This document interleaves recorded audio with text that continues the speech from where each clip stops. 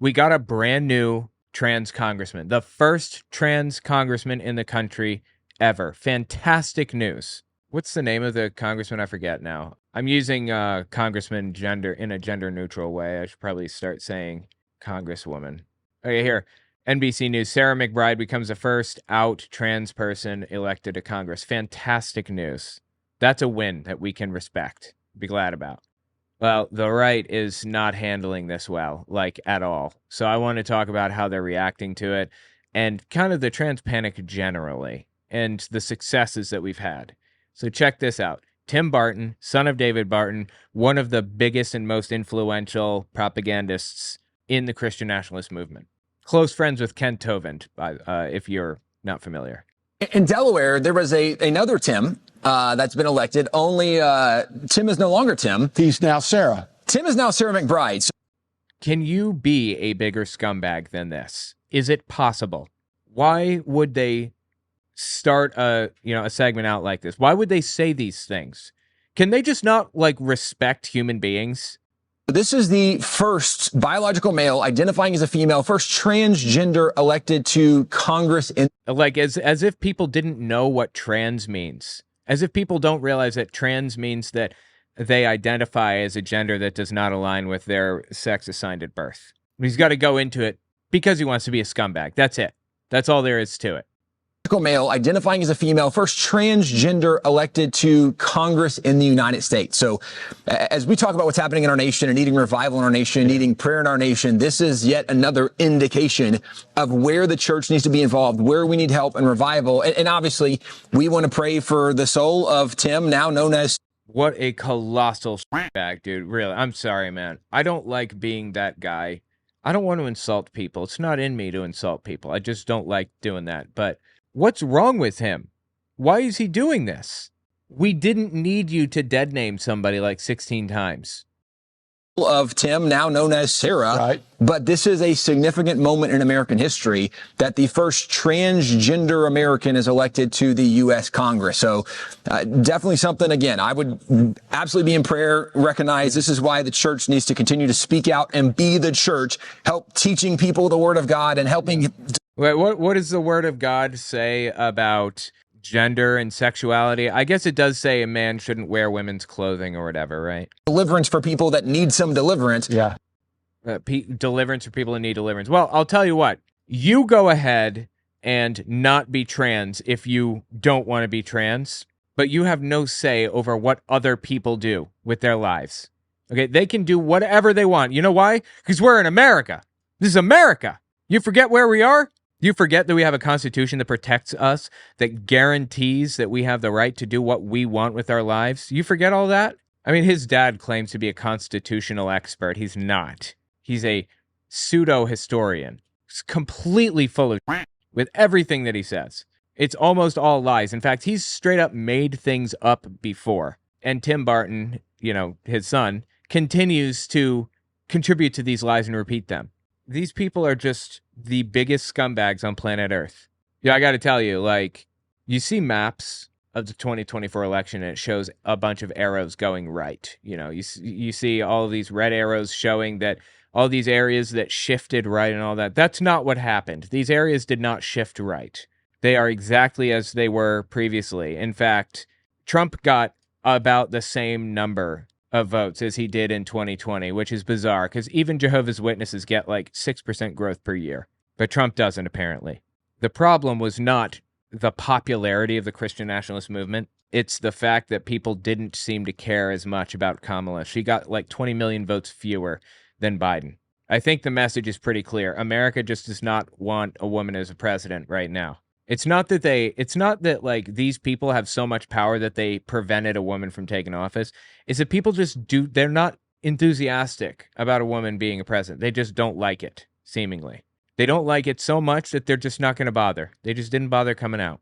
So anyway, took us 2 tries. We learned our lesson. America does not want a woman as a president right now, but they certainly don't want Donald Trump either. He is one of the most contentious, controversial, polarizing, dividing figures in U.S. politics, maybe ever. Maybe. I don't know. There's some crazy stuff that happened back in the day, but he's bad. I mean, there's a long history of these Christian nationalists pretending that they care about trans issues because they just want to like help people or whatever. It's like, bro, just stop pretending. Just be honest for a moment. We know why you want to prevent people from exercising their free rights to live their lives, which is still legal in the United States. We know why you want to do this. Just come out and say it. Stop being a coward and just tell us. This is Ken Peters, close friends with Greg Locke. I believe Greg Locke purchased a church building for him, basically, and he moved, Peters did, all the way from Spokane, Washington, I think, to Tennessee, where Greg Locke is, and set up shop there. His whole congregation moved, basically, with him. That's crazy. Listen to what he said on this issue. By the way, this clip that we're about to watch is from March 27th, 2022. I get called self-righteous all the time. You know, all my leftist friends. You don't have any friends. That's the most surprising part. So I'm not even saying you don't have any leftist ones. I'm saying you don't have any friends, I bet. Who are watching right now. Love you guys. So he's talking about me. Accuse me of being, you know, self-righteous and thinking I'm better because I don't like immorality. Doesn't like immorality. And you know what's ridiculous about this? When he says immorality, he means people being gay or trans. You don't have to like immorality. I don't care. You want to call that immorality? You want to tell your congregation not to be trans or whatever? I don't care. I don't care. That's your business. But me being trans or gay or whatever, anybody around me, that's none of your business. Stick to your lane, which is religion. I don't fight for immorality because Literally crying. He's crying. I think it makes me better. Because I think I'm better. I fight for morality because I know God's blessing will come. So he's trying to force Elton John not to be gay. And that's him trying to help. No, thank you, sir. You don't want to be gay? Don't be gay. The rest of us can make decisions for our own lives. If we as a nation are righteous, I just want our nation to be blessed. My fight for morality is not an arrogant thing like some self-righteous, bony, finger-pointing, arrogant preacher that thinks I'm better than everybody else, but doing things back in the back room that nobody knows about and gonna get caught someday. Okay, now I'm starting to make sense of this. I see what he's saying. So he is fighting to ban Elton John from being married to his husband or whatever because he wants the nation to be blessed. Because he selfishly is trying to get God to bless the country, to make us more prosperous. Not because he thinks it's better for society or any of that stuff. And not that he's trying to prevent his own congregation from doing these things. Not because he thinks if he stops his congregation from being gay, then they will be blessed. He wants to impose these decisions on you so he can benefit from it, is what he's saying. We live in a society together that we all have to get along in, that we at least have to leave each other alone in. But he can't even do that. They can't even do that. That's not me. That's not my heart at all. I just want our country to be blessed. I know if we kill babies, we're not going to be blessed. Oh my God, dude. That's not what's happening. Yeah, I agree. If we kill babies, that would be bad. I would not be in favor of that. No one is doing that. Okay, that was never happening. I don't even know what a boy and a girl is, then we're going to be in trouble. I'm just trying to help. No. Let me just amend that statement for you. I'm just trying to help me. That's what he meant to say. I'm just trying to help myself by imposing my will on you.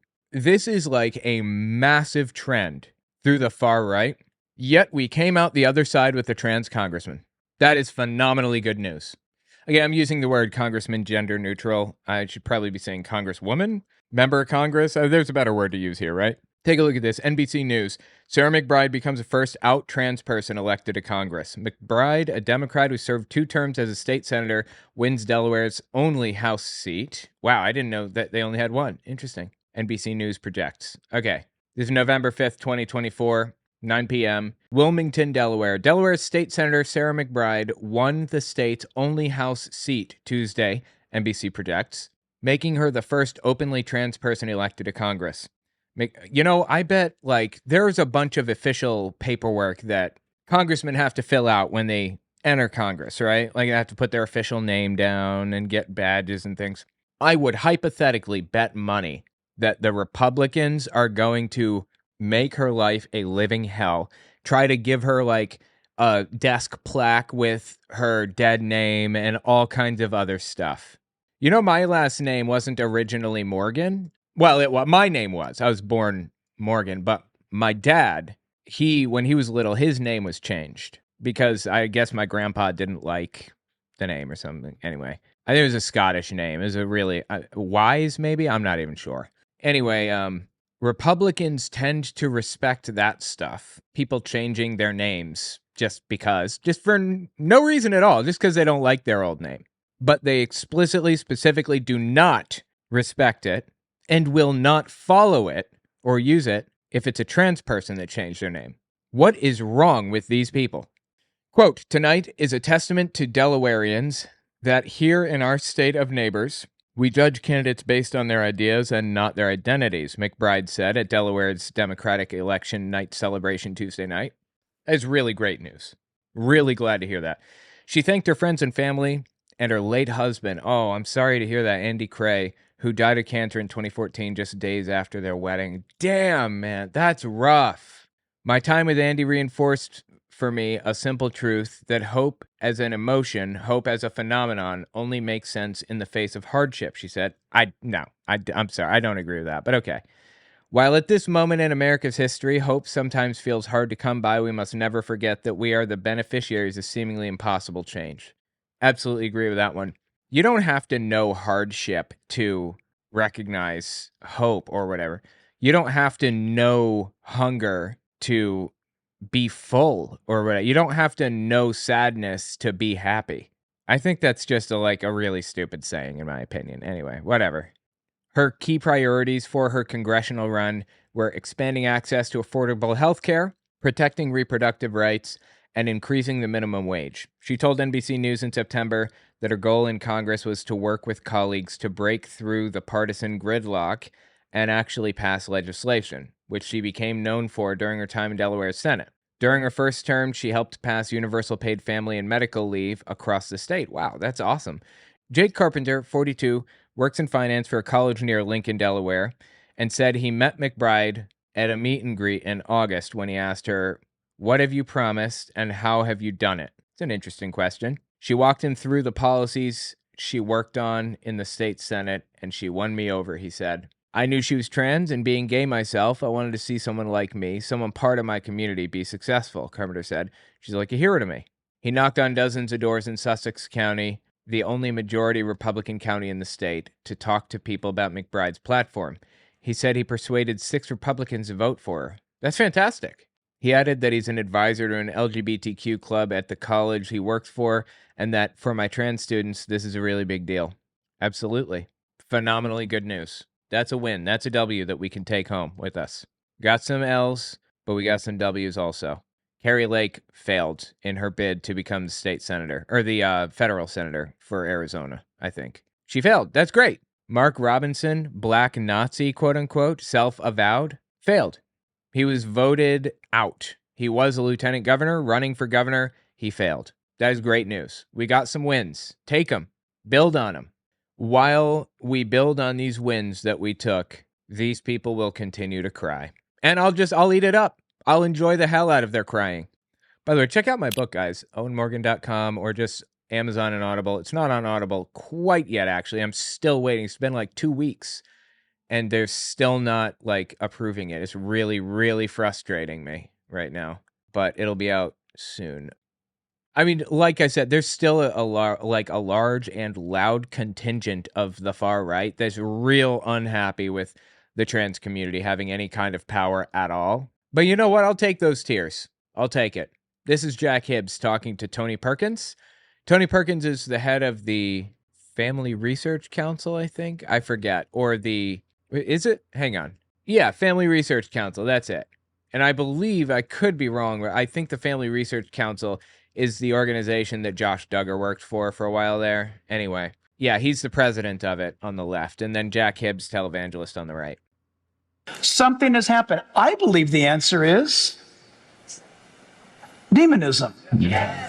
I believe it's satanic. I believe we're watching a global event take place. All right, we got another moral panic on our hands, guys. Buckle up for this one. The Bible warned us about all along. And Satan traffics in the world of confusion. And if he can get someone confused in this area, he robs them of their God-given gender. Yeah, he's talking about being trans, of course. Because he made that person a male or female for a purpose to bring him glory. If Satan can get them confused there, young, early, notice Satan always goes after the young. Oh my God, dude. This is fascinating. I've been talking about the satanic panic a lot lately, and throughout the entirety of the satanic panic, you know the complaint that everybody laid down? Leave the children out of it. You want to worship Satan? You can worship Satan, but leave the kids out of it. Stop corrupting our youth. Every moral panic seems to focus on indoctrinating children. It's like everybody can get on board with protecting kids, and they know that. Like Jack Hibbs knows that, and he's going to use it. I'm sorry to say, I understand. I haven't talked to my brother in a while. I understand that he's like a far-right, Trump-supporting, Marjorie Taylor Greene-loving nutcase now. I didn't think those people were real, that like Marjorie Taylor Greene, but here we are. And you know, he's my brother, and I know that he's a living human being. So anyway, sorry to say that he believes that kids are being taken by the Democrats and turned trans, basically. I was asking a member of my family about this, and because I didn't know, I don't talk to him practically at all. And this person is not religious. I'm sorry, this person is not political. And I said, well, lay some political ideas down for me that he espouses, and I'll see if I can figure out what he is. Because it was my mom. I talked to her for the first time in years, not too long ago. My mom is not political at all, and she just knows that my brother's just like way off the deep end in La La Land politically. She doesn't know what he is. So I said, lay down some political beliefs, and I'll try to figure this out. She says, well, he feels like kids are being turned trans by Democrats, and he wants Trump to win to see that flip. I truly did not know people like that existed. That is insane. It's always, always, always, always about the kids. Every moral panic somehow involves people trying to take advantage of kids or something.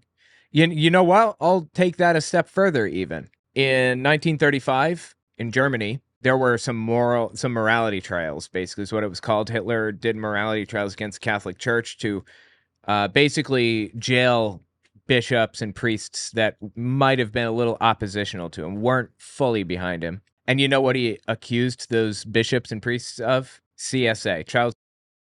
Now, there's a reason that he accused them of doing that rather than apostasy, treason, drug use, or drug trafficking. He picked that one for a reason, because they're most likely to do that one, right? But getting people riled up over the mistreatment of kids is the quickest way to gain support. That's what Jack Hibbs is doing here. That's what all of these people do. Get people whipped into a blood frenzy over how children are being treated, even though it's a figment of their own imaginations. Satan can get them confused there, young, early. Notice Satan always goes after the young. Then if he can't kill him in the womb, he'll kill him in the head and confuse them. This is just insane. I believe we're watching a global demonic sway of the wicked one upon our culture in the world. And that sounds harsh. No, it just sounds dumb as dog. That's all. It doesn't sound harsh. It sounds stupid. Like, I'm sitting here wondering, are there really people that fall for this? I cannot believe that there are people that fall for this. That's what I'm thinking. And I don't think it sounds harsh. I think you sound stupid. But I'm sorry, it's true. It's just true. These people are jokes, bro. They are jokes. And they don't even realize it. I mean, again, this has been going on for a long, long time. There's this guy right here, E.W. Jackson. He's a, I don't know, he calls himself a prophet, I think. Just listen to what he says about this. This clip, by the way, is from early February 2021. No transgenders in heaven. No homosexuals in heaven. I'm guessing somebody presented this idea to him and he had to mull it over for a while. He's laying down the law. It's not happening. I'll be guarding the gates. Nobody in heaven is going to be confused about what God made them to be. There's nobody in heaven is going to be talking about, I'm a man, but I've got a woman on the inside of me. Please. See, that's how you know that stuff is of the devil. Really? You know that stuff's of the day? I mean, the way that he's presenting this is as a status, like a mental condition that people have, right? Is he telling me that he doesn't believe that Tourette's syndrome is real, that depression is real, or that being gay is real? Like, states of mind, in his opinion, don't exist? States of mind? I mean, you're born as a straight male, and nobody deviates from that. The only reason anybody ever deviates from that is because they want to. Like, is that what he's saying? That's how you know. How do I know? That stuff is not going into heaven. You didn't tell me how I know. So what people need to do is get saved now, get delivered now. Did you see this guy, this Assistant Secretary of Health? Yeah, that's another thing. The Secretary of Health, I think, under Biden is a trans woman, I believe. And, for 4 years, all we heard was this kind of right here. Republicans making fun of this person, lying about them, twisting their story all out of proportion and demonizing them, whatever they can do. You know why? It scares them to have people who are so very clearly oppositional to their theological position in a position of power. That scares the shit out of them. That's why there's so much outrage over the first trans member of Congress. It scares them. And Human Services, I think it is. What's he call himself? Rachel something or other. I mean, it's sad. It's pathetic. It really is. You look at this guy, and he's a freak. What a colossal piece of to say that. Can't you just live your life and mind your own business? Is that not possible? Is that not something that you can manage? Did your mom never teach you to shut your mouth if you can't prevent yourself from being a shithead? Did you never learn that quality when you were little? I mean, these people are just shameless, man. They're shameless. I mean, tell me what you think about it in the comments. This is just insane. Good news. Celebrate the good news. Celebrate the W's where we get them, right?